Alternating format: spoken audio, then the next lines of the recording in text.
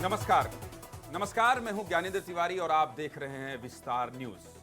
आज देश में क्या हुआ, हमारे देश से संबंधित दूसरे देश में क्या हुआ, आपके प्रदेश मध्य प्रदेश और छत्तीसगढ़ में क्या हुआ, सब कुछ विस्तार से जानने का वक्त आ गया है।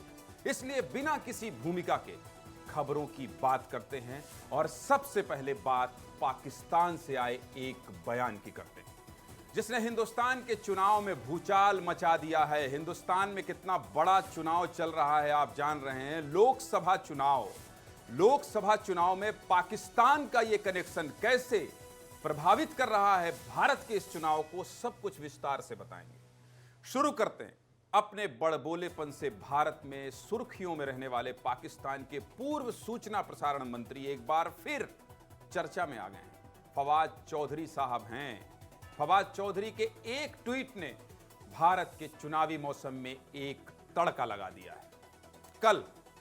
कल फवाद चौधरी ने सोशल मीडिया एक्स पर राहुल गांधी का एक वीडियो पोस्ट करते हुए लिखा था, राहुल ऑन फायर, और एक वीडियो रिपोस्ट किया जिनके खुद के मंत्री इमरान खान जेल में हैं। वो फवाद चौधरी राहुल ऑन फायर लिखकर खुश थे। मोदी को हटाने के लिए राहुल गांधी की तारीफ कर रहे थे, लेकिन इसी फायर को आज प्रधानमंत्री मोदी ने पकड़ लिया और गुजरात के आनंद में कह दिया। क्या कह दिया? पाकिस्तान शहजादे को प्रधानमंत्री बनाने के लिए प्रार्थना कर रहे हैं। प्रधानमंत्री मोदी किसे शहजादा कहते हैं और शहजादा कहकर ही कब कब संबोधित करते हैं, और जब चुनाव आ जाए तब तो शहजादे का इस्तेमाल ज्यादा करते हैं। पाकिस्तान से आए इस ट्वीट पर शहजादे को प्रधानमंत्री बनाना चाहते हैं पीएम मोदी ने क्यों कहा और क्या कहा? बयान सुनना पड़ेगा प्रधानमंत्री मोदी का, उसके बाद समझ आएगा। सुनाइए बयान। संयोग देखिए, आज जब भारत में कांग्रेस कमजोर हो रही है, यानी सूक्ष्मदर्शक यंत्र लेकर के भी कांग्रेस को ढूंढना मुश्किल हो रहा है, लेकिन मजा यह है कि यहां कांग्रेस मर रही है और वहां पाकिस्तान रो रहा है।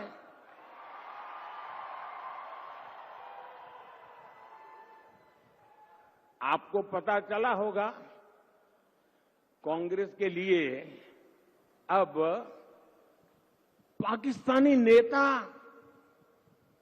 दुआ कर रहे हैं। शहजादे को प्रधानमंत्री बनाने के लिए पाकिस्तान उतावला है। आपने कल देखा होगा। और हम तो जानते ही है, कांग्रेस तो पाकिस्तान की मुरीदी है। पाकिस्तान और कांग्रेस की ये पार्टनरशिप अब पूरी तरह एक्सपोज हो गई है। पाकिस्तान से आया बयान, वो भी राहुल गांधी के मसले पर कुछ ट्वीट हुआ हो और चुनाव चल रहा हो। ये मौसम है गुरु हर चीज को पकड़ लेने का, और पकड़ लेने के बाद उस पर अपने पक्ष में माहौल बनाने का। प्रधानमंत्री मोदी कह रहे हैं कांग्रेस पूरी तरह एक्सपोज हो गई है। कभी राहुल गांधी खुद के बयानों से अपने लिए मुश्किलें खड़ी कर लेते थे, तो इस बार तो पाकिस्तान ने ही राहुल के लिए मुश्किल खड़ी कर दी है।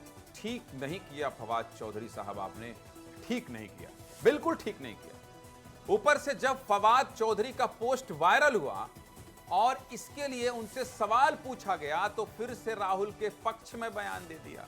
ये भी सुन लीजिए, सुनाइए। मुझे नहीं पता था कि मैं इंडियन इलेक्शन को इस तरह से इफेक्ट कर सकता हूं, लेकिन fact of the matter is, देखें हिंदुस्तान के अंदर इस वक्त जो नरेंद्र मोदी और बीजेपी हैं वो महासभा, हिंदू महासभा को रिप्रेजेंट कर रहे हैं और वो नफरत की सियासत कर रहे हैं। तो चाहे वो राहुल गांधी हो, चाहे वो कोई भी और सियासतदान हो जो नरेंद्र मोदी को रोक सकता है, जाहिर है कि वो हर उस शख्स को सपोर्ट करेंगे जो नरेंद्र मोदी का रास्ता रोक। फवाद जी, बहुत बड़ा बवाल हो गया है आपके इस बयान से। आपको नहीं पता था फवाद चौधरी, लेकिन बहुत इफेक्ट कर दिया है आपने भारत में होने वाले लोकसभा चुनाव को। आपके इस बयान ने कांग्रेस का पलीता लगा दिया है। हाँ, मोदी कह रहे हैं कि अब आप पाकिस्तान शहजादे को प्रधानमंत्री बनाना चाहते हैं, और जिस नरेंद्र मोदी और बीजेपी को रोकने की सुपारी लिए घूम रहे हैं आप, वो पार्टी आपके इस बयान से और मजबूत हो गई है। आपको बता दें, ये वही फवाद चौधरी हैं जिसने साल 2019 में हुए पुलवामा हमले को पाकिस्तान और इमरान सरकार की सबसे बड़ी कामयाबी बताई थी। पाकिस्तान के संसद में फवाद चौधरी का कबूलनामा सुनना चाहते हैं? संसद में क्या कहा था फवाद चौधरी ने, सुनना चाहते हैं? सुनाइए। स्पीकर जनाब शाह महमूद कुरैशी साहब की टांगें कांप रही थी, कह रहे थे हिंदुस्तान हमला कर रहा है। हमने हिंदुस्तान को घुस के मारा है जनाब स्पीकर वहां पे। और पुलवामा में जो कामयाबी है, पुलवामा में जो हमारी कामयाबी है, वो इमरान खान की क़यादत में इस कौम की कामयाबी है। उसके हिस्सेदार आप भी सब हैं, उसके हिस्सेदार हम भी सब हैं। और जिस तरीके से आप आके ये बातें करें और आप कहें ये वो फख्र है जो कि हमारी पुलवामा के वाक़े के बाद जिस तरीके से हमने घुस के मारा हिंदुस्तान को। ये फवाद ठीक आदमी नहीं है गुरु, कांग्रेस के लिए तो बिल्कुल ठीक आदमी नहीं। सोचिए, भारत के खिलाफ इतना जहर उगलने वाला नेता पाकिस्तान में राहुल गांधी को प्रधानमंत्री बनाने के समर्थन में बात करेगा तो सवाल तो उठेगा, बार बार उठेगा। ऐसा पहली बार नहीं हुआ है, पहले भी कांग्रेस और पाकिस्तान के बीच नजदीकियां सामने आती रही हैं, ऐसा आरोप बीजेपी लगाती रही है। साल 2015 में कांग्रेस पार्टी के वरिष्ठ नेता और या यूं कहें विवादों में रहने वाले मणिशंकर अय्यर पाकिस्तान गए और पाकिस्तान जाकर कह दिया कि भारत और पाकिस्तान के संबंध सुधारने के लिए सबसे पहले जरूरी है मोदी को हटाओ और कांग्रेस को लाओ। ये विवादित बयान मणिशंकर अय्यर साहब, चाय वाला याद है आपको? वही चाय वाले मणिशंकर अय्यर हैं जिसको प्रधानमंत्री मोदी ने चुनाव में कैसे कैश किया था, ये कोई नहीं भूल सकता। अब तो मुख्यमंत्री भी चाय पी रहे हैं प्रदेशों के। मणिशंकर अय्यर का वो बयान भी सुन लीजिए, खबर कनेक्ट करते रहेंगे तो आपको समझने में आसानी होगी। सुनाइए ये बयान भी। जगह पे आके खड़े हो गए हैं, स्टक हो गए हैं, अब इसमें से निकलने का क्या तरीका होगा? हमें ले आइए, इनको हटाइए, हमें ले आइए, इनको हटाइए। जगह पे आके खड़े हो गए हैं, स्टक हो गए हैं, अब इसमें से निकलने का क्या तरीका होगा? हमें ले आइए, इनको हटाइए, हमें ले आइए, इनको हटाइए। अय्यर साहब का बयान सुना आपने? मणिशंकर अय्यर का यह बयान साल 2015 का है, यानी प्रधानमंत्री नरेंद्र मोदी के सत्ता संभालने के करीब एक साल बाद का। लेकिन एक साल में ही कांग्रेस ने यह मान लिया कि बीजेपी को हटाने के लिए उसे पाकिस्तान के सहारे की जरूरत है, इसलिए वो देश में सत्ता पर आने के लिए पाकिस्तान से मदद की गुहार लगाने लगा। और फिर से भारत में चुनाव है तो पाकिस्तान से राहुल गांधी को मिली वाहवाही उनको फायदा पहुंचाएगी या चुनाव में कांग्रेस के वोटों पर स्ट्राइक करेगी? ये सोच लीजिए, समझ लीजिए और फैसला कर लीजिए। चलिए अगली खबर की ओर बढ़ते हैं और अमेठी को लेकर जो चर्चा है उसकी बात कर लेते हैं। कांग्रेस की अमेठी और रायबरेली सीट पहेली बनकर रह गई है। रायबरेली और अमेठी में नामांकन का कल आखिरी दिन है, लेकिन दोनों ही सीटों पर कांग्रेस ने अब तक उम्मीदवारों का ऐलान नहीं किया है। आज दिन भर लुका छिपी का खेल चलता रहा कि अब ऐलान होगा, तब ऐलान होगा, अब ऐलान होगा, बस थोड़ी ही देर में नाम आ जाएगा। लेकिन रात के 8 बजे से ज्यादा हो गया है और अभी भी हम ये खबर सूत्रों के हवाले से ही बता रहे हैं कि अमेठी से राहुल गांधी चुनाव लड़ सकते हैं। मतलब नामांकन दाखिल करने के आखिरी पल में भी अभी प्रत्याशियों पर फाइनल मुहर नहीं लगी है। खबर सूत्रों के हवाले से है। उम्मीद करते हैं आज रात तक ही सही कोई औपचारिक ऐलान कांग्रेस कर दे। आज कांग्रेस के बड़े नेता जयराम रमेश मीडिया के सामने आए और यह कहा कि हम चाहते हैं कि राहुल और प्रियंका चुनाव लड़ें। सोचिए, जयराम रमेश जैसे नेता एक दिन पहले चाह ही रहे हैं, भगवान करे उनकी चाहत सुन ली जाए, कम से कम राहुल और प्रियंका तो सुन ही लें।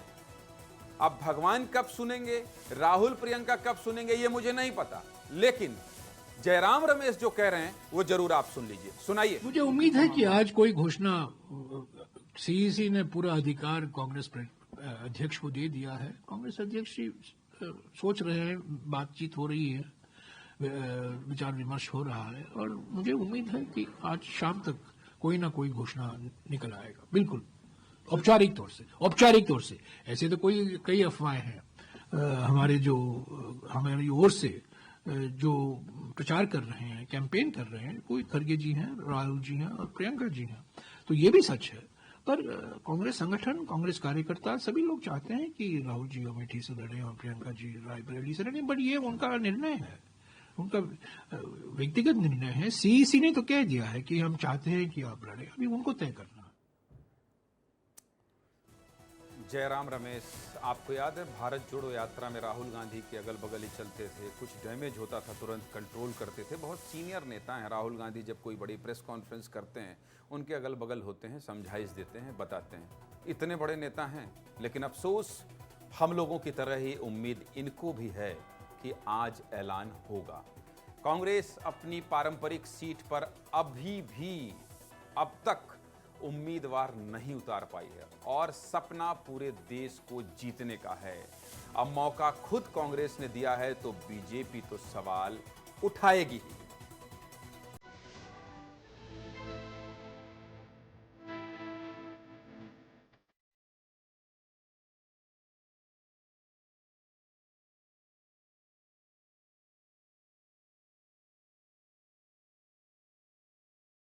हाँ, मेरे पास सामने कोई प्रत्याशी नहीं है, तो कॉन्टेस्ट तो तब करूंगी जब कोई आएगा। इतना कंफ्यूजन रखना ही उनको आत्मविश्वास नहीं है, वो दिखाता है। मैं नहीं मानता वो लड़ने की हिम्मत करते हैं। तो भाई बहन चुनाव लड़ने से मुकर गए, उत्तर प्रदेश को टाटा बाय बाय बोलकर चले गए। तो उनके मन में डर है ना। नॉमिनेशन के एक दिन पहले भी असमंजस होना कहीं न कहीं उनके जो लेफ्टिस्ट सलाहकार है उनकी देन हो सकती है। सूत्रों के हवाले से ही खबर है कि राहुल गांधी के नाम से अमेठी में नामांकन के लिए ऑनलाइन पर्चा खरीद लिया गया है, लेकिन अब इंतजार ही है कि कल क्या होगा। अमेठी में स्मृति ईरानी के सामने कौन चुनाव लड़ेगा? सोनिया गांधी के बाद रायबरेली की सीट पर कांग्रेस का उम्मीदवार कौन होगा? ये उम्मीद है, कयास लगाते रहिए, हम भी लगा रहे हैं। खबर आ जाएगी, अभी आ जाएगी, अभी ब्रेक कर देंगे, अभी बता देंगे। लेकिन बात अब अगली खबर की, और खबर कांग्रेस से जुड़ी ही है, क्योंकि छत्तीसगढ़ की बात करना जरूरी है। लड़की हूं, लड़ सकती हूं की बात करना जरूरी है। लड़की हूं, लड़ सकती हूं, याद है ये नारा? नहीं याद है? चलिए याद दिला देता हूं। उत्तर प्रदेश विधानसभा का चुनाव हो रहा था, तब ये नारा कांग्रेस ने दिया था। अब आप कहेंगे उस समय का दिया हुआ नारा ज्ञानेंद्र तिवारी अभी क्यों बता रहे हो भाई? तो चलिए सब कुछ विस्तार से बता देता हूं। कोरबा लोकसभा के चिरमिरी में आज प्रियंका दीदी ज्योत्सना महंत के साथ खड़ी थी, उनके लिए वोट देने की अपील कर रही थी। लेकिन छत्तीसगढ़ में ही कांग्रेस की एक बेटी लगातार अपने आत्मसम्मान के लिए लड़ाई लड़ रही है। वही लड़की जिसने कांग्रेस का लड़की हूं, लड़ सकती हूं जैसे नारों को खूब प्रचारित किया है। कांग्रेस की तेज तर्रार राष्ट्रीय प्रवक्ता राधिका खेड़ा की बात कर रहा हूं, जिन्होंने आज तंज करते हुए एक ट्वीट किया, और ट्वीट में प्रियंका गांधी का स्वागत तो किया, लेकिन बिना नाम लिए एक तीर से दो निशाना भी साध दिया। पढ़ लीजिए क्या लिखा है राधिका खेड़ा ने। राधिका ने लिखा है, दुशील को लेकर कका का मोह एक लड़की की इज्जत से बढ़कर है, लेकिन लड़की हूं, लड़ रही हूं। मर्यादा पुरुषोत्तम प्रभु श्री राम जी के ननिहाल में दीदी का स्वागत है। दीदी यानी प्रियंका गांधी। अब समझिएगा इशारा, ये खबर क्यों बड़ी है, ये खबर क्यों विस्तार से उसमें दिखा रहा हूं। इस ट्वीट में जो 3 नाम हैं वो गौर से देख लीजिए। पहला नाम दुशील, दूसरा कका और तीसरा दीदी। ये 3 बड़े शब्द हैं जिसे छत्तीसगढ़ की सियासत को समझने वाला हर शख्स बड़ी आसानी से समझ सकता है। आज दुशील, कका और दीदी, इन तीनों शब्दों से ही राधिका खेड़ा ने तंज कसा है। तंज जो वो कस रही हैं वो प्रियंका गांधी के छत्तीसगढ़ आगमन पर कस रही हैं। प्रियंका दीदी आज छत्तीसगढ़ में प्रवास पर रही। प्रदेश में कका शब्द किसी परिचय का मोहताज नहीं है और सबसे बड़ा नाम राधिका खेड़ा के पोस्ट में दुशील है। रिपोर्ट की माने तो ये दुशील छत्तीसगढ़ कांग्रेस के मीडिया विभाग के अध्यक्ष सुशील आनंद की ओर इशारा कर रहा है और इन्हीं को लेकर कका मोह में पड़े हुए हैं। राधिका खेड़ा के पोस्ट के साथ साथ प्रदेश में एक पत्र ने भी कांग्रेस के अंदर सनसनी मचा दी है। कांग्रेस के पूर्व महामंत्री अरुण सिसोदिया ने खड़गे, राहुल गांधी, प्रियंका गांधी को पत्र लिखते हुए बिना नाम लिए सुशील आनंद शुक्ला के कृत्यों की धज्जियां उड़ा दी। आरोप साफ था कि इन्हीं लोगों की वजह से पार्टी को प्रदेश में बड़ा नुकसान हुआ है। पत्र दिखा रहा हूं और येलो से उसको मार्क कर दिया हूं। कोशिश कीजिए स्क्रीन से आप पढ़ लें, नहीं पढ़ पाएंगे तो सब कुछ बताता जाऊंगा। कहा जाता है कि मन में अगर गुस्सा हो तो समय और हालातों के साथ वो गुस्सा कम होते जाता है, पर कांग्रेस की तेज तर्रार प्रवक्ता राधिका खेड़ा के केस में ऐसा बिल्कुल नहीं लग रहा है।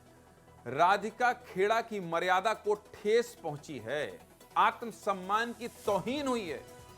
ये हम कोई बनी बनाई बात नहीं कर रहे हैं। राधिका खेड़ा की अगर सोशल मीडिया प्रोफाइल विजिट करेंगे आप, तो आप भी यही कहेंगे, आपको भी ऐसा ही लगेगा। राधिका अपनी भड़ास, अपना गुस्सा सबके सामने जाहिर कर रही है। गुस्से का कारण कोई छोटा मोटा नहीं है, बात इज्जत की है, नारी शक्ति की है और आत्मसम्मान की भी। तभी तो राधिका खेड़ा ने कांग्रेस के नेताओं के खिलाफ ही मोर्चा खोल दिया है। सबसे पहले आप राधिका खेड़ा के ये 3 ट्वीट देख लीजिए, बहुत ध्यान से देखिएगा। पहला ट्वीट 30 अप्रैल का है, दूसरा ट्वीट 1 मई का है और तीसरा ट्वीट आज यानी 2 मई का है। छत्तीसगढ़ में राधिका खेड़ा पर जो सियासत में बखेड़ा खड़ा हुआ है वो इन 3 ट्वीट के इर्द गिर्द ही घूम रहा है। आप पूरी घटना विस्तार से जान लीजिए। 30 अप्रैल को छत्तीसगढ़ के प्रदेश कांग्रेस कार्यालय राजीव भवन में एक विवाद हो गया और विवाद मीडिया में बयान को लेकर था और अब यह विवाद ही मीडिया में मुद्दा बन गया है। राधिका खेड़ा मीडिया से कुछ कह रही थी जिसको लेकर कांग्रेस के ही नेता से उनकी कहासुनी हो गई। कहासुनी बस कहने और सुनने तक ही सीमित नहीं थी, बात चीखने, चिल्लाने और रोने धोने तक आ गई। बताया गया कि फसाद के बाद राधिका रोते हुए राजीव भवन से बाहर निकल गई थी, जिसके बाद उन्होंने सोशल मीडिया एक्स पर एक पोस्ट शेयर किया। 30 अप्रैल को राधिका खेड़ा ने लिखा, कौशल्या माता के मायके में बेटी सुरक्षित नहीं है। पुरुषवादी मानसिकता से ग्रसित लोग आज भी बेटियों को पैरों तले कुचलना चाह रहे हैं। करूंगी खुलासा। अब खुलासा पहले राधिका खेड़ा करती, उससे पहले एक वीडियो सोशल मीडिया पर खूब वायरल होने लगा। वायरल होने वाला 27 सेकंड का एक क्लिप देखिए, इसके बाद क्या बोलो, दिखाइए ये क्लिप।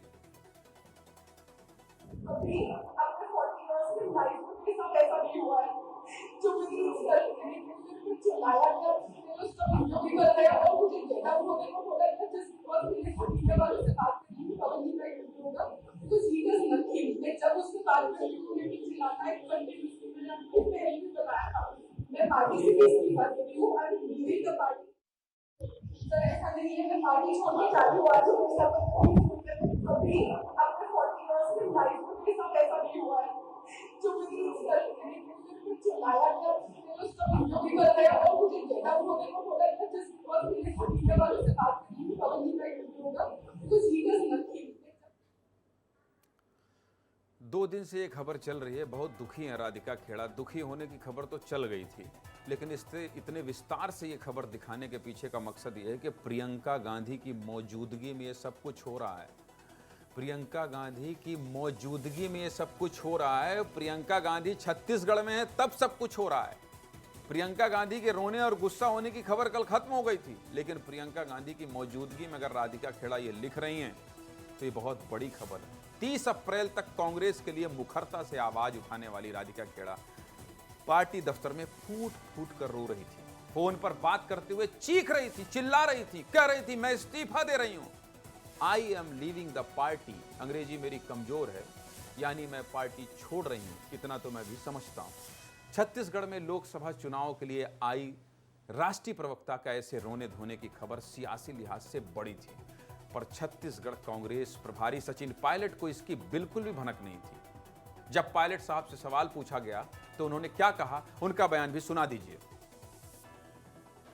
ऐसा कोई विवाद हुआ नहीं है और ना मेरी जानकारी में। ऐसा कोई विवाद हुआ नहीं है और ना मेरी जानकारी में। बहुत कम बोले। सचिन पायलट इस पूरे विवाद को बहुत ज्यादा तूल देने के मूड में नहीं थे। वो जानते हैं अगर कुछ भी बोला तो नुकसान पार्टी का ही होना है। जिस मामले को लेकर कांग्रेस की प्रवक्ता राधिका खेड़ा फूट फूट कर रो रही थी, उस मामले को कांग्रेस नेता पवन खेड़ा छोटा मोटा मनमुटाव बता रहे हैं। हालांकि अब खबर यह है कि एआईसीसी मीडिया प्रभारी पवन खेड़ा ने राधिका खेड़ा के मामले में पीसीसी को पत्र लिखकर जानकारी मांगी है। उन्होंने 24 घंटे के अंदर पीसीसी छत्तीसगढ़ को जवाब देने को कहा है। पवन खेड़ा क्यों कह रहे हैं और ऐसा क्यों कह रहे हैं और सफाई क्यों मांग रहे हैं, यह भी सुना दीजिए। कि बातचीत बस में छोटे मोटे मनमुटाव होते हैं, मैं उसमें हम बात कर रहे हैं। छोटे मोटे मनमुटाव होते हैं, मैं उसमें हम बात कर रहे हैं। बात कर रहे हैं। ऐसी ही परिस्थितियां कांग्रेस के प्रवक्ताओं को, कांग्रेस का पक्ष रखने वालों को परेशान करती हैं, उन्हें जवाब देने के लिए मजबूर करती हैं कि क्या जवाब दें, फिर झल्ला जाते हैं और छोड़कर भाग जाते हैं। इसी मुद्दे पर विस्तार न्यूज ने छत्तीसगढ़ के डिप्टी सीएम अरुण साव से भी बातचीत की। अरुण साव क्या कह रहे हैं, यह भी सुनाइए। हर घर में हर जगह नारी सम्मान की परंपरा रही है, उसका पालन कांग्रेस पार्टी के कार्यालय में नहीं हो रहा है। ये बताता है कि कांग्रेस महिला विरोधी है। देखिए, ये तो राधिका खेड़ा जी को तय करना है कि उन्हें कहाँ जाना है, पर कांग्रेस में ये स्पष्ट हो गया कि महिलाओं का सम्मान नहीं है। महिला विरोधी बता रहे हैं कांग्रेस को अरुण साव। कांग्रेस संस्कृति का सम्मान नहीं करती। राधिका खेड़ा के बीजेपी में शामिल होने के सवाल को लेकर अरुण साव बीजेपी के दरवाजे खुले होने का भी संकेत दे रहे हैं। इस मामले में काका यानी भूपेश बघेल से भी सवाल हुए। पूर्व सीएम भूपेश बघेल को भी सुन लीजिए, वो क्या कह रहे हैं। काका वही हैं, सुनाइए भाई। पवन खेड़ा जी जो मीडिया से देखते हैं, उन्होंने कहा हम इसकी जांच कराएंगे। बात समाप्त होगी, जांच होगी, जो गलत पाएगा उसकी लापरवाही होगी। काका यानी भूपेश बघेल कह रहे हैं जांच करवाएंगे, यानी मामला जांच पड़ताल तक तो पहुंच ही गया है। अब ऐसे विवाद करेंगे तो मोदी से कैसे लड़ेंगे। छोटे छोटे विवाद जब इतने बड़े हो जाएंगे तो सरकार कैसे बनाएंगे। ये सवाल मेरे नहीं है, अब ये जनता कहने लगी है। खैर, मेरा काम था पूरे विवाद को आपको विस्तार से समझाना और दिखाना। मैंने अपना काम कर दिया है। कांग्रेस अपना काम करे, राधिका खेड़ा अपना निर्णय करें। मेरा क्या है, हमारा तो सभी को प्रणाम है। अगली खबर की बात कर लेते हैं। छत्तीसगढ़ की बात इसलिए ज्यादा हो रही है क्योंकि आज प्रधानमंत्री मोदी पर भी बोला गया है, प्रियंका गांधी भी यहां आई थी। इसके अलावा देश की बात मैं कर ही चुका हूं। छत्तीसगढ़ में बड़े बड़े नेता आए थे और कोरबा हाई प्रोफाइल सीट हो गई है, इसलिए आज बात कोरबा की करेंगे क्योंकि कोरबा लोकसभा को ही जीतने के लिए आज प्रियंका गांधी आई थी। आज प्रियंका गांधी कोरबा आई थी, कल गृह मंत्री अमित शाह पहुंचे थे। इतने बड़े बड़े नेता आएंगे तो खबर तो बनेगी भाई साहब। खबर बन भी गई है तो चलिए उसी खबर पर बात कर लेते हैं, सब कुछ विस्तार से बता देते हैं। पिछले लोकसभा चुनाव में छत्तीसगढ़ में बीजेपी की 11 में से जिन 2 सीटों पर हार हुई उसमें एक सीट कोरबा थी। कोरबा से कांग्रेस के दिग्गज नेता डॉक्टर चरणदास महंत की पत्नी ज्योत्सना महंत ने जीत हासिल की और इस बार भी ज्योत्सना महंत की चुनावी मैदान में। लेकिन पिछले बार मिली हार के बाद बीजेपी ने राज्यसभा सांसद सरोज पांडे को चुनावी मैदान में उतारा है। तो इस बार कोरबा की लड़ाई सांसद वर्सेस सांसद की हो गई है और हां, महिला सांसद वर्सेस महिला सांसद के बीच हो गई है। सरोज पांडे राज्यसभा सांसद हैं तो ज्योत्सना महंत लोकसभा सांसद। कोरबा में चुनावी माहौल कितना गर्मा गया है उसे समझने के लिए पहले आपको एक रिपोर्ट देखना पड़ेगा। रिपोर्ट देख लीजिए। रिपोर्ट देखना इसलिए जरूरी है क्योंकि इसके आगे जो बातचीत होना है, जो मैं और आप बात करेंगे, उसे समझने में आपको आसानी होगी, आप कनेक्ट कर पाएंगे कि मैं ये रिपोर्ट आपको क्यों दिखा रहा हूं। रिपोर्ट दिखाइए। इस मुंह से वोट मांगने आए हो?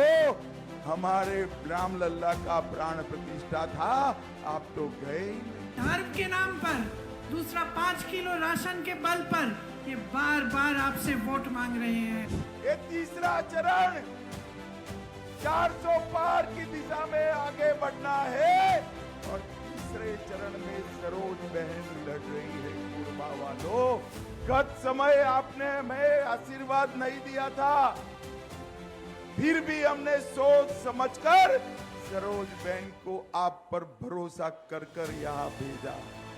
आप हमारी उम्मीदवार के पक्ष में वोट डालेंगे तो आप अपनी ही तरक्की कराएंगे और अपना ही भविष्य उज्जवल करेंगे। हमने तो बड़ा बना हुआ नेत्री ही आपके यहाँ भेज दिया है, आपको सिर्फ चुनकर भेजना। सरोज बहन को जिता कर भेज दो। कोरबा के गांव गांव की चिंता नरेंद्र मोदी जी करेंगे।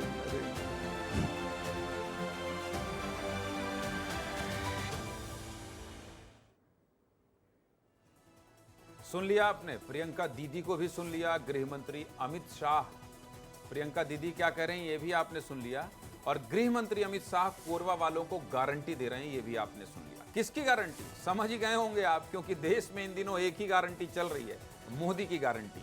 अमित शाह बोल रहे हैं कि सरोज बहन को जीत कर भेज दो, कोरबा के गांव गांव की चिंता नरेंद्र मोदी जी करेंगे। तीसरे चरण में 7 मई को कोरबा सीट पर वोटिंग होनी है। इससे पहले कांग्रेस हो या बीजेपी, दोनों ही पार्टियों ने इस सीट को जीतने में पूरी ताकत झोंक दी है। कोरबा लोकसभा सीट पर अब तक 3 चुनाव हुए हैं, ये चौथा चुनाव है। पिछले 3 लोकसभा चुनाव के नतीजे की बात कर लेते हैं और आपको विस्तार से बता देते हैं कि कब कब कौन से नेता कोरबा से चुने गए। कोरबा में साल 2009 में कांग्रेस के चरणदास महंत सांसद चुने गए। 2014 में कोरबा की जनता ने बीजेपी पर भरोसा जताया और बंसीलाल महतो को सांसद चुना। लेकिन 2019 में फिर से एक बार कांग्रेस पार्टी के दिग्गज नेता चरणदास महंत की पत्नी ज्योत्सना महंत को यहां से जीत मिली। अब तक जितने भी चुनाव हुए, इसे देखकर यह नहीं कहा जा सकता कि यहां किसी एक पार्टी का दबदबा है। पिछले 3 चुनाव में 2 बार सांसद महंत परिवार से ही रहे, एक बार खुद चरणदास महंत और दूसरी बार उनकी पत्नी ज्योत्सना महंत। 2024 में एक बार फिर ज्योत्सना महंत ही चुनावी मैदान में कमान संभाल रही हैं, जिनके सामने बीजेपी की सरोज पांडे। सरोज पांडे के प्रचार के लिए बीजेपी के फायर ब्रांड नेता और यूपी के मुख्यमंत्री योगी आदित्यनाथ भी कोरबा पहुंचे थे। कल यानी 1 मई को गृह मंत्री अमित शाह ने कोरबा में चुनावी हुंकार भरी और आज कांग्रेस महासचिव प्रियंका गांधी ने ज्योत्सना महंत के समर्थन में जनसभा की। आज प्रियंका गांधी कोरबा संसदीय क्षेत्र के चिरमिरी में जनसभा को संबोधित करने पहुंची। प्रियंका गांधी छत्तीसगढ़ के विकास को लेकर प्रधानमंत्री पर निशाना साध रही थी। प्रियंका गांधी ने क्या क्या कहा है, सुना दीजिए। कई खदानें बंद हो गई हैं, हुए कि नहीं हुआ है ना, और कईयों का निजीकरण हो गया है। बघेल जी ने बोला बड़े बड़े खरबपति अडानी जी को दिए गए हैं, कांग्रेस के जरिए ये बनवाए गए। यहाँ पे कोरबा कोल फील्ड्स थी, सुपर थर्मल पावर स्टेशन बनाए, लेकिन मोदी जी ने लगभग सब कुछ आस्ते आस्ते अपने बड़े बड़े खरबपति मित्रों को दे दिया है। यहाँ के खदान, देश के बंदरगाह, देश के हवाई अड्डे। अब तक क्या होता था छत्तीसगढ़ मध्य प्रदेश में, आपको पता है? अब तक क्या होता था? बहुत दावे के साथ कह रहा हूं, बहुत दावे के साथ कह रहा हूं। नेता आए, नेताओं ने बयान दिया, इसने ये कहा, इसने ये कहा, दोनों का बयान सुना लेते थे और बयान सुनाने के बाद कह देते थे खबर खत्म। विस्तार न्यूज देख रहे हैं आप, विस्तार न्यूज, खबरों की गारंटी है। प्रियंका गांधी ने अगर कुछ कहा है तो उस बयान का विश्लेषण होगा, उस बयान का विस्तार देंगे, उस बयान का विस्तार करेंगे कि आखिर जो बात उन्होंने कहा है क्या उसमें सच्चाई है इसी विश्लेषण के साथ आगे बढ़ते हैं और प्रियंका गांधी कह रही हैं कोरबा में विकास नहीं हुआ, इसकी पड़ताल करते हैं। उन्होंने कहा है सिर्फ एक ट्रेन चल रही है। लेकिन प्रियंका दीदी, आपसे पूछना चाहते हैं, आज जिस चिरमिरी को आप हेलीकॉप्टर से देख रही थी, उस पर आजादी के बाद 70 साल तक तो आपका ही राज था। सांसद भी कांग्रेस पार्टी से ही था, पिछली सांसद भी कांग्रेस से ही थी, राज्य में पिछले 5 साल सरकार भी कांग्रेस की ही थी। लेकिन 13 दिसंबर 2023 को बीजेपी की सरकार बनी और साय सरकार ने क्या क्या किया आपको बता देता हूं। आपने पूछा है इसलिए जानना बहुत जरूरी है। पहले बजट में ही 9 फरवरी 2024 को इसी चिरमिरी की रेलवे लाइन के लिए 120 करोड़ रुपए, ध्यान से सुन लीजिए, 120 करोड़ रुपए की सौगात दी। आंकड़ा देख लीजिए, 120 crore Chirmiri Nagpur halt rail line को मंजूरी दी, जिसके लिए 120 करोड़ रुपए का प्रावधान किया गया। अब बात समझिए, 11 किलोमीटर के इस रेल लाइन के लिए साल 2018 में केंद्र सरकार ने राज्य सरकार से एमओयू करते हुए 120 करोड़ की राशि जारी कर दी। इसमें कुल खर्च 240 करोड़ अनुमानित है, जिसमें 120 करोड़ राज्य सरकार को देना था। सुनते जाइएगा, सब कुछ विस्तार से बताऊंगा। साल 2019 में तत्कालीन रेल मंत्री पीयूष गोयल ने इसका भूमि पूजन भी किया था। राज्य सरकार ने पैसा नहीं दिया तो प्रोजेक्ट रुक गया। बीजेपी की सरकार बनी, आवेदन फिर डाला गया और पहले बजट में ही साय सरकार ने 120 करोड़ देने का ऐलान कर दिया। इसी चिरमिरी इलाके में रेल लाइन के लिए, जहां की रेल लाइन को इस चुनाव में मुद्दा बनाया जा रहा है। इतना ही नहीं, कोरबा में कांग्रेस पार्टी से सांसद थी, लेकिन यह क्षेत्र केंद्र की योजनाओं से कभी अछूता नहीं रहा। हम बात करते हैं तो विस्तार से बात करते हैं, आंकड़ों के साथ बात करते हैं। 7 जुलाई 2023 को प्रधानमंत्री ने छत्तीसगढ़ को 6400 करोड़ की परियोजनाओं की सौगात दी है, जिसमें सबसे अहम था कोरबा एलपीजी बॉटलिंग प्लांट का उद्घाटन। यह रिपोर्ट देखिए और समझिए, क्योंकि बात विकास की हो रही है, गारंटी को चुनौती देने की हो रही है। इसलिए सब कुछ विस्तार से देख लीजिए और समझ लीजिए। आगे बढ़ेंगे इस रिपोर्ट के बाद।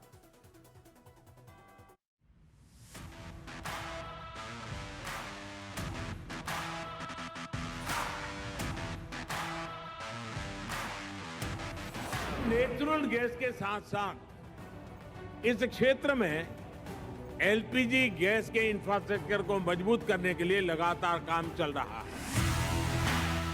कोरबा जिले का गोपालपुर क्षेत्र, जहां स्थापित किया गया है इंडियन ऑयल का एलपीजी बॉटलिंग प्लांट। एक ऐसा प्लांट जो प्रधानमंत्री के उज्ज्वला योजना में काफी मददगार साबित हो रहा है।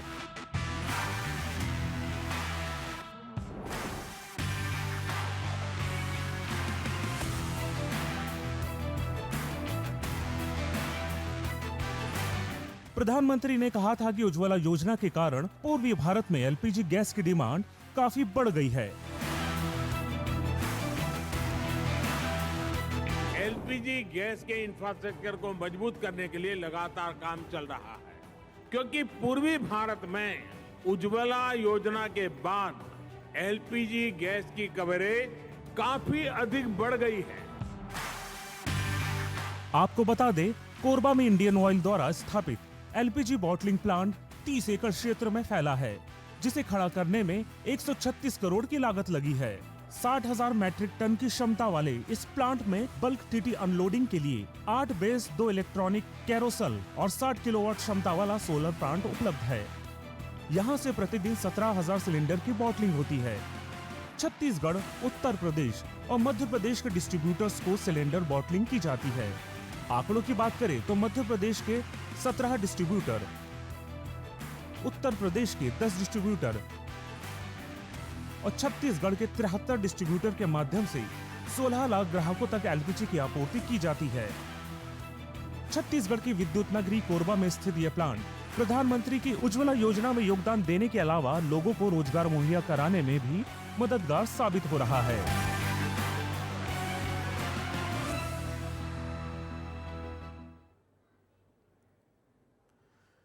ऊपर नीचे ड्रोन के कैमरे से दाएं और बाएं से हमने प्लांट कितना बड़ा है ये दिखा दिया, और इस प्लांट से इस इलाके में कितने रोजगार मिले होंगे इस बात का भी आपको अंदाजा लग गया होगा। नहीं लगा होगा तो लगाइएगा, क्योंकि पूरे देश में यहां से आपूर्ति हो रही है। अब इसी कोरबा में चुनाव है और इस बार कांग्रेस ने विकास को ही मुद्दा बना लिया है। किसने? कांग्रेस ने विकास को मुद्दा बनाया है। विस्तार न्यूज ने तो विस्तार से कोरबा सीट पर हो रही सियासत की रिपोर्ट आपको दिखा दिया। अब तय आपको करना है, आप किसे अपना वोट देंगे, किसे अपना सांसद चुनेंगे। चलिए, आज बात कोरबा से ही संबंधित होगी। क्यों होगी? मैं तो नहीं करना चाह रहा था, लेकिन जब 8 बजे का बुलेटिन हम लोग बना रहे थे, रनडाउन में खबरें लिखी जा रही थी, तभी एक खबर आती है। और खबर आती है किसकी? चलिए, सब कुछ विस्तार से बताना है, इसलिए विस्तार से बताता हूं। आज सड़क छाप भाषा पर बात होगी। चौंक गए आप? परेशान मत होइए। सड़क छाप भाषा पर होने वाली राजनीति और भाषा पर ज्ञान देने वाले शख्स की भाषा पर बात होगी। बहुत हो गई पहली, नहीं समझ आ रहा है कुछ, तो चलिए अब मुद्दे पर आते हैं और सीधे डॉक्टर चरणदास महंत की बात करते। हंसने लगे आप? हंसिए मत, हंसिए मत। अभी बयान सुनाने वाला हूं आपको। उन बयानों को सुनकर आपको लगेगा कि ये समझा रहे हैं या बता रहे हैं कि भाषा सड़क छाप ऐसी होती है, क्योंकि महंत हैं कि मानते नहीं। ऐसा लगता है कि मोदी को जानते नहीं। कांग्रेस नेता और छत्तीसगढ़ के नेता प्रतिपक्ष डॉक्टर चरणदास महंत आज सड़क छाप भाषा पर बोल रहे थे, या यूं कहें भाषा पर ज्ञान दे रहे थे। महंत बीजेपी नेताओं पर सड़क छाप भाषा बोलने का आरोप लगा रहे हैं, उन्हें भाषा की मर्यादा सिखा रहे हैं, लेकिन किस लहजे में सिखा रहे हैं आज उसी पर विस्तार से बात करेंगे। सबसे पहले आप माननीय, मैं तो भाई साहब माननीय कहूंगा, सबसे पहले आप माननीय महंत जी का पुराना बयान सुनिए जो उन्होंने पीएम मोदी के लिए दिया था। पीएम के सिर फोड़ने वाला बयान याद है ना? याद है आपको? नहीं याद है? चलिए इस बयान को सुन लीजिए, याद आ जाएगा क्या बवाल हुआ था महंत के इस बयान के बाद, यह भी याद आ जाएगा। सुनाइए महंत का यह बयान। बाकी मन सीधवा साध है और ये देवेंद्र भी खड़े हो सकते हैं। सीव लाठी धरे नहीं सके, गाड़ी दे सके। हम अल्लाह लाठी धरैया आदमी चाहिए, नरेंद्र मोदी के मूड फोरैया आदमी चाहिए, और रात दिन तंग करके यहाँ ले चीन भेजने वाला आदमी चाहिए। सुना आपने? इनके इस बयान के बाद कई थानों में बीजेपी ने एफआईआर तक दर्ज करा दी थी। महंत ने सड़क छाप बयान पर जो बात कही उसे तो दिखाता रहूंगा, लेकिन उनकी भाषा कैसी है यह भी बताता रहूं। पीएम मोदी पर बयान के बाद बवाल हुआ। महंत ने खुद कहा, भैया अब मैं ऐसा बयान नहीं दूंगा। वो भी सुन लीजिए, ये भी कहा था। सुनाइए भाई।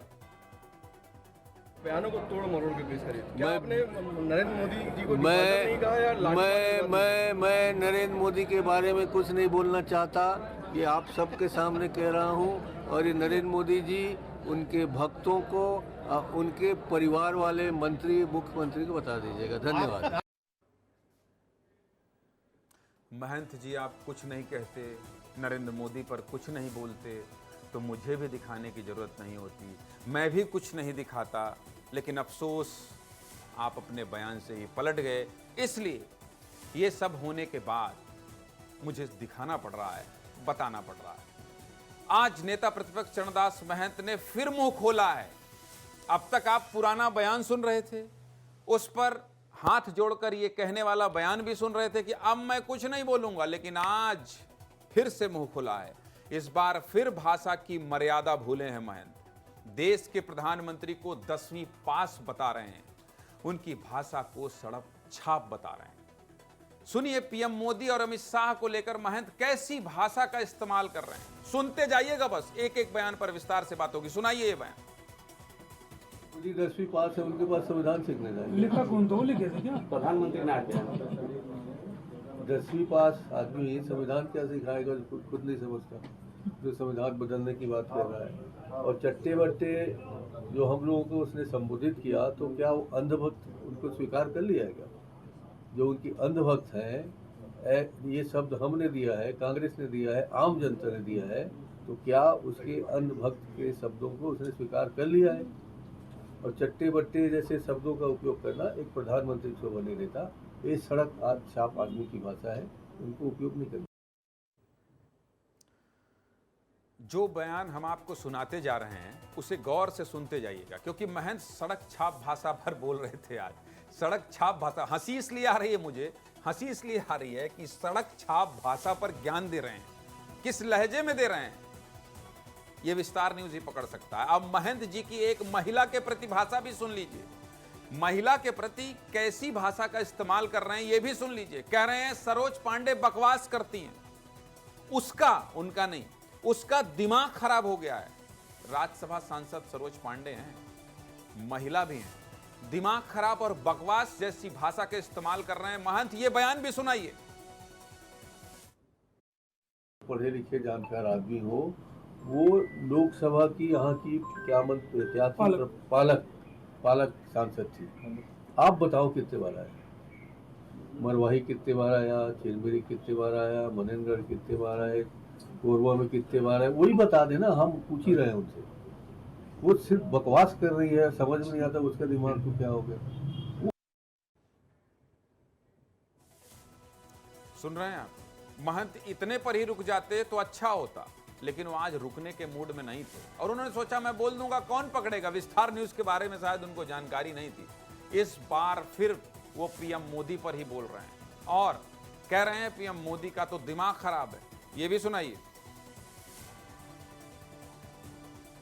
वही तो अटक जाएंगे कि पहले 2 चरण के चुनाव में जिस ढंग से मतदान हुए हैं, उसको देखते जिस ढंग से मोदी जी का दिमाग खराब हुआ है, जिस ढंग से उनके गृह मंत्री अब वो अनशन बोल रहे हैं, बात कोरबा की कर रहे हैं, भाषण कटघोरा में दे रहे हैं, 1 पैसे की महंगाई की बात नहीं हो रही है, नौजवानों की बात नहीं हो रही, सब अनशन बात हो रही है।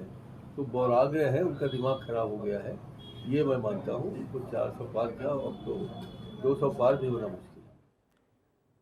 पागल हो गए हैं, दिमाग खराब हो गया है, बौरा गए हैं, बकवास करती है। ये भाषा सड़क छाप नहीं है, ये भाषा की मर्यादा नहीं तोड़ रहे हैं चरणदास महंत, ये तो भाषाई मर्यादा का पालन कर रहे हैं डॉक्टर चरणदास महंत। सुन रहे हैं आप, ये भाषा फिर कह देंगे छत्तीसगढ़ी में बोल रहा था, मैं इस भाषा में बोल रहा था, इसको आप लोग नहीं समझेंगे। खैर, मुझे गुस्सा करने की जरूरत नहीं है, मैं तो बस खबर दिखा रहा हूं और बता रहा हूं। सरोज पांडे के साथ चलने वाले लोगों के लिए भी मटेरियल है महंत जी के पास। सरोज पांडे को तो कह दिया, मोदी को कह दिया, अमित शाह को कह दिया, उनके साथ सरोज पांडे के साथ जो लोग चलते हैं, उनके साथ चलने वाले लोगों के लिए भी उनके पास मटेरियल है। वो भी सुनाइए, उन्हें क्या कह रहे हैं या किस प्रकार के लोग प्रचार अब जब उनकी सांसद ही कोरबा में नहीं दिखती थी, तो उनके साथ आए हुए पिछलग्गू लोग, मैं कह रहा हूँ, कैसे दिखेंगे? वो तो पहली बार आए हैं, उनको यही नहीं पता कि कौन कौन सा क्षेत्र कितना लंबा दूरी तक कहाँ है, कैसा है। आए हैं, चले जाएंगे, 2 दिन 4 दिन और बचा, उसको कोई दिक्कत नहीं। चरणदास महंत ने मोदी पर भाषा की मर्यादा तोड़ी तो बीजेपी नेता चरणदास को पद की मर्यादा भी समझाने लगे। राजेश मूणत क्या कह रहे हैं सुन लीजिए, सुनाइए राजेश मूणत। छत्तीसगढ़ के विधानसभा के अध्यक्ष रहे, राजनीति में बहुत सीनियर हैं, सड़क छाप भाषा का उपयोग करेंगे ऐसी कल्पना नहीं करता। जब मैंने कहा ना, क्या वो विधानसभा के अध्यक्ष भी रह चुके हैं, आज वर्तमान में नेता प्रतिपक्ष हैं, किस नेता के लिए किन शब्दों का प्रयोग करना चाहिए यह उनके विवेक के ऊपर छोड़ देंगे। कांग्रेस पार्टी का विवेक ही गोल हो गया पूरा, नेताओं को समझ में आ नहीं रहा है। और सड़क छाप भाषा का प्रयोग सड़क छाप आदमी कर सकता है, इससे ज्यादा तो कुछ कहना नहीं मेरे। मैं जो बात नहीं कह सकता हूं वो बात राजेश मूड़त कह रहे हैं, मैं तो आपको समझा रहा हूं। ये सब सुनाने के पीछे मेरा मकसद बस इतना था कि सड़क छाप भाषा किसकी है, बस आप इतना जान लें। विस्तार न्यूज में विस्तार से महंत जी का बयान दिखाने के बाद मैं गारंटी के साथ कह सकता हूं कि आप सब कुछ समझ गए होंगे कि सड़क छाप भाषा किसकी है। मैं मोदी वाली गारंटी की बात नहीं कर रहा हूं, मैं विस्तार न्यूज में खबरों के विश्लेषण और उसको आप तक सरल भाषा में पहुंचाने की गारंटी की बात कर रहा हूं। आगे बढ़ते हैं, अगली खबर की बात कर लेते हैं। देश में क्या हुआ ये देख लिया आपने, मध्य प्रदेश में क्या हुआ ये भी आपको जानना जरूरी है। छत्तीसगढ़ में चूंकि आज खबर बड़ी थी और छत्तीसगढ़ में बड़े बड़े बयान थे, बड़े बड़े नेताओं के भाषण थे, इसलिए आपको छत्तीसगढ़ में ज्यादा समय देना पड़ा, देश में समय देना पड़े। तो अब मध्य प्रदेश की बात कर लेते हैं। मध्य प्रदेश के मुख्यमंत्री मोहन यादव पूरे फॉर्म में हैं। आज दिन भर में उन्होंने प्रदेश के हर कोने को नाप दिया। आज प्रदेश के मुख्यमंत्री मोहन यादव ने अपने दिन की शुरुआत उज्जैन में सिप्रा नदी में डुबकी लगाकर की। उसी सिप्रा नदी में स्नान किया जिसको लेकर कुछ दिन पहले ही कांग्रेस प्रत्याशी महेश परमार ने सवाल उठाए थे। पहले ही रिपोर्ट देख लीजिए, उसके बाद आपको समझने में आसानी होगी। दिखाइए रिपोर्ट। चुनावी प्रचार में व्यस्त मुख्यमंत्री डॉक्टर मोहन यादव जब उज्जैन पहुंचे तो उन्होंने इस तरह शिप्रा में डुबकी लगाकर चुनरी चढ़ाकर चुनाव में जीत की कामना की।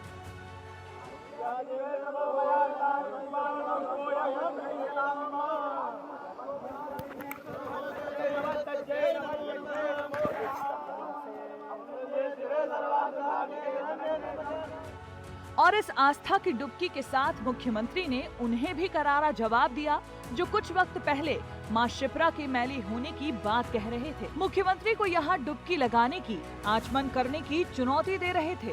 दरअसल उज्जैन लोकसभा सीट से कांग्रेस प्रत्याशी महेश परमार ने आरोप लगाए थे कि शिप्रा नदी में नालों का पानी मिल रहा है, जिससे वो मैली हो चुकी है।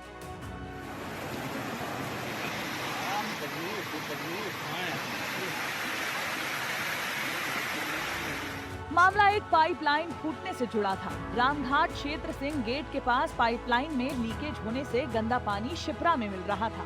खबर लगते ही महेश परमार ने बीजेपी को घेरा और कलेक्टर नीरज सिंह को बीजेपी का एजेंट बताते हुए निर्वाचन आयोग से शिकायत कर दी। आज शिप्रा माह में डुबकी लगाकर हमने संकल्प लिया है कि ये 20 साल से प्रदेश में इनकी सरकार है और देश में भी इनकी सरकार है, नगर निगम में इनके महापौर, सांसद, इनके विधायक, इनके कहाँ ये सब लोग ये। जब मां शिप्रा की स्वच्छता पर सवाल उठे तो मुख्यमंत्री ने बिना देर किए शिप्रा नदी में आस्था की डुबकी लगाकर कांग्रेस को जवाब भी ऐसा दिया कि आरोप लगाने वाले देखते रह गए। देखिए, उज्जैन की पहचान मां शिप्रा से है। बाबा महाकाल की नगरी, 33 करोड़ देवी देवता का वास जिस नगरी में है, मां शिप्रा के पावन तट पर हमारी परंपरा है कि यहाँ स्नान के बाद अपने तीर्थ की महत्ता बढ़ाएं। बड़ा दुख होता है कि कभी कभी लोग मां शिप्रा पे प्रश्न करते हैं।